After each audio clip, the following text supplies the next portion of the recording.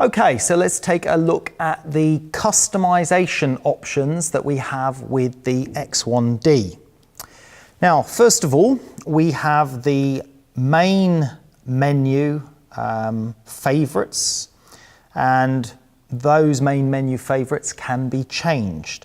To do that, I just need to hold my finger down by using the touch screen on one of those particular choices. In this case, I'm going to choose the Wi-Fi symbol, hold it down, and I'm going to delete it. And now I'm left with a vacant space where there's a plus symbol, and I could keep deleting items off of the menu and I can actually replace them. All I need to do to replace them is simply press that plus symbol. And now I can then choose from the new menu which item I would like to replace it with. So in this case, I'm going to replace it with spirit level. And now I have a new main menu that lists spirit level in the main menu in the favorite 9, as opposed to the previous Wi-Fi symbol that was there. And that's how easy it is to operate. One of the other main custom features are the custom buttons that are on the top dial. You can see we have C1, C2, and C3.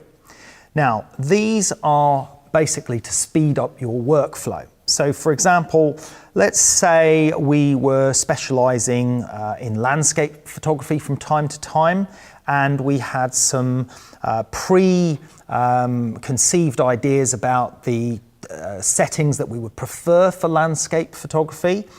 So for example, let me just go into my menu at the moment, and let's bring down the screen. Now we can see the settings there, f4 at 0.7 of a second, and we've got 800 ISO, we've got autofocus, etc.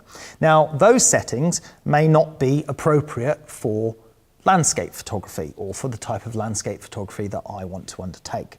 So I'm going to change the auto white balance to daylight. I'm going to change the autofocus to manual focus. I'm going to change the ISO there to 100. I'm going to change the metering mode to spot metering, and I'm going to change the exposure compensation down to -0.7.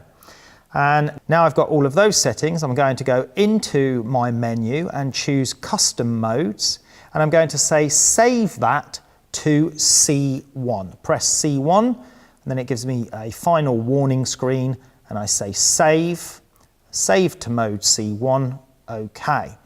Now, if we go back and I change these settings back to, say, auto white balance, back to 800 ISO, there we go, and back to center weighted metering, for example. Now, if I want to get to my landscape settings as quickly as possible, then I know they're pre-stored in custom mode C1.